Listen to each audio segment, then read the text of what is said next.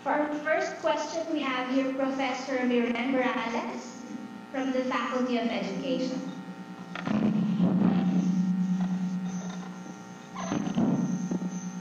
Good afternoon, former President Nemezo. The question is, how do we convince our UP graduates to invest their future in the Philippines despite the bleak picture we have of our country today? Thank you. I think we should also fix our nation. Kasi kayo na nag-aalisan yan. Dahil hindi rin makita ng trabaho rito. And it's not a matter of convincing them. I think they are also driven by economic necessity to get out.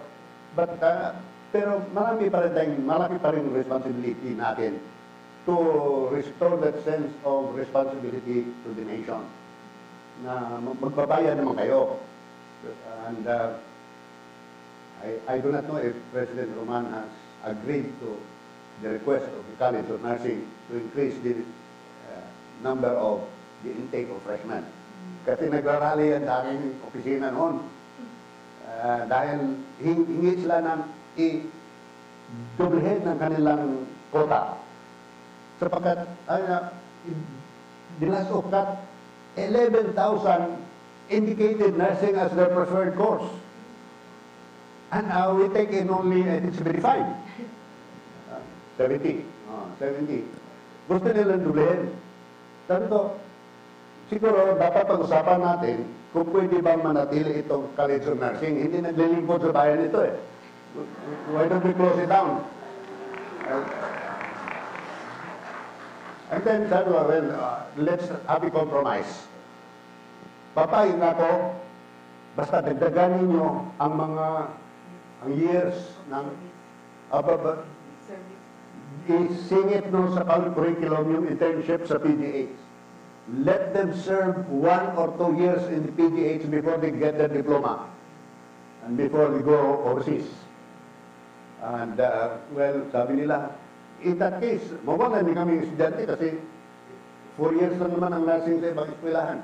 Sabi ko, kung ang quality ng inyong eskwelahan ay katulad na sa iba, dapat isarado para pupunta ng mga kanon. Well, we have to duplicate what others are doing just as well.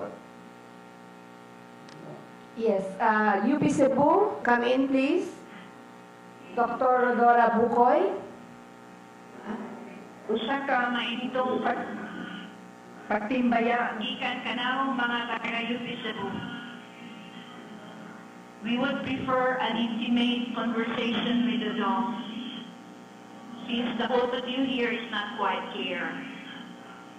But we have one professor here who would like to raise a question. Professor Henry Espiritu. Mayong hapon, Dr. Dimenso.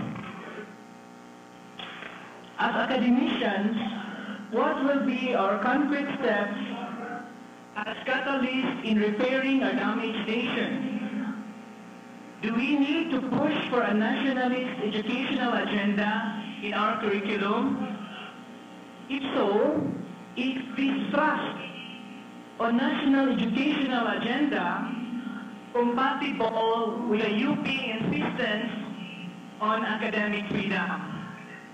So if we insist on a nationalist educational agenda, will we not actually be running counter with academic freedom?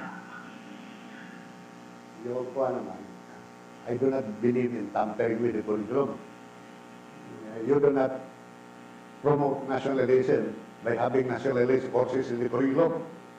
Because if these courses are taught by colonial-minded professors, they resulted in the worst. One of my biggest mistakes was that in the Department of Political Science, I was one of those who are so insistent in removing courses like American governmental politics. Pero pagdating ng campaign against the basis, I really regretted that we abolished political science 3. Because now students do not understand how the American system works and how Kaya nga, do not tamper with the curriculum. It's the content that is important. And I would like, sana, our faculty members to instill in our students that sense of responsibility to the nation.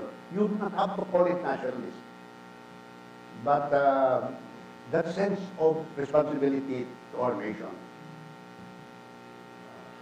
So we can do this without playing around with the curriculum. We maybe ask President Roman to further discuss the point that was earlier. I just want to give feedback to President Demenzo about the College of Nursing. No, they have not increased the quota. It's still 70. And according to the college, they'd rather focus their efforts on improving or helping in the development of Philippine nursing. That's one. Second is I think they have this covenant now with their graduates about serving in the Philippines for a number of years before they decide to leave. Yeah, the dean of the College of Nursing also told me later, although this is a different dean from the one who led the demonstration. They even introduced a course, also a nursing course, that really is deliberately designed to encourage their students to work in the Philippines, and work in Philippine hospitals. And so there are these efforts. And sana man uubra. UPLB, please come in. Good afternoon. From the University of the Philippines, Baños. Our first question will be coming from Mr. John Michael Caravan of the College of Forestry and Natural Resources.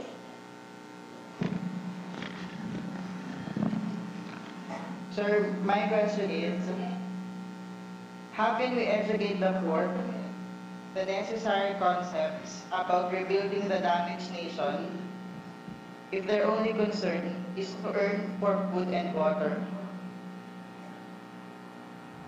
I do not understand the question. But what do you mean?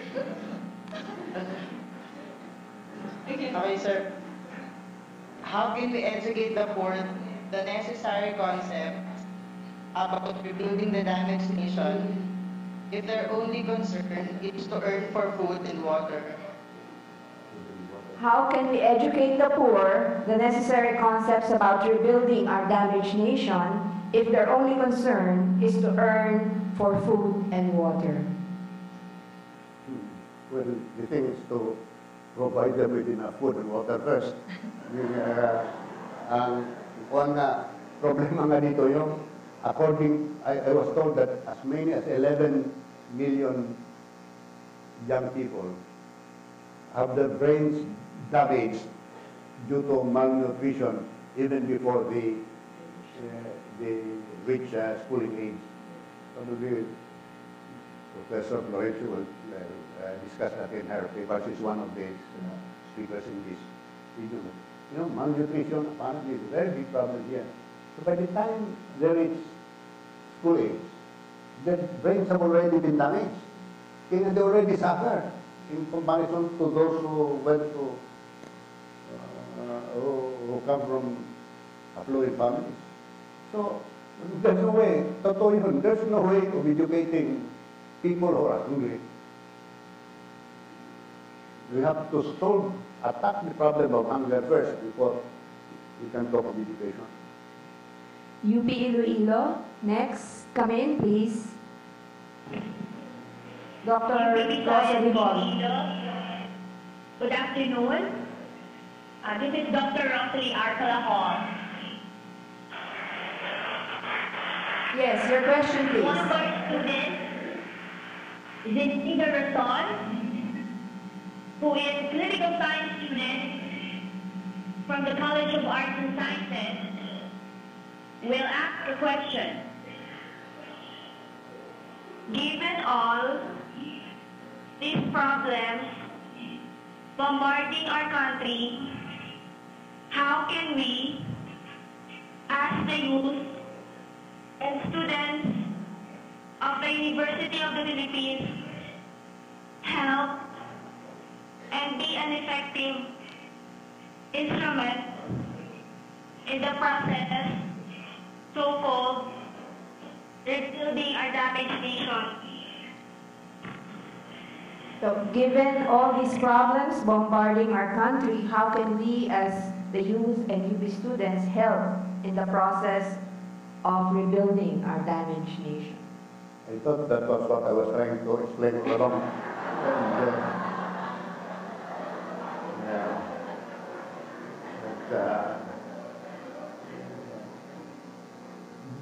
there are really so many things we can do. I just mentioned a few of the things that as public intellectuals we can do to maskin yung mga clarification of concepts lamang para magkaroon tayo ng mas fruitful public debate and public discourse. Kaya nga, yung wala yun eh, because the tendency is just to give ample time in media to those who represent the establishment. At yung mga, those who are representing the marginalized sectors tend to be given only a few H columns in media. They have to perform some crazy things like wearing masks and lying on the streets in order to gain media attention. And even then, they are not allowed to articulate themselves. Kaya walang totoong debate dito sa ating bansa. And a lot of us operate on some assumptions that through constant repetition is believed to be true. But as university people, we ought to get the audience to examine these assumptions. And for example, it is always said, in the democracy, this is this and that, assuming that our society is already a democracy. So paano tayo uurlad yan if we work on that assumption? Kasi as public intellectuals, ang main concern mo are ideas engaging the level of ideas. Thank you. We're back to UP Diliman. May we have hands from the audience? Yes, please. Yes, sir. Mr. President, Jimmy De Los Santos, I noticed in your lecture that you did not mention the religious as a factor in rebuilding a damaged nation. Will you expound on that? Well, actually, Regent De Los Santos, that was one of the sections that I deleted. Sapagkat, kita mo haba-haba na eh. Because I wanted to devote more time to this discussion on the military, which is your profession.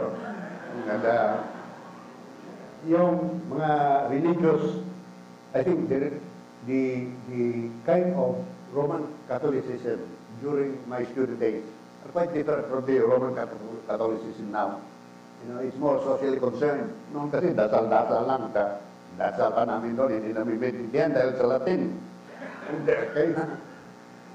Pero ngayon, the church is trying to relate itself with the modern world. Sometimes, however, they relate themselves to reality to the extent of even getting money from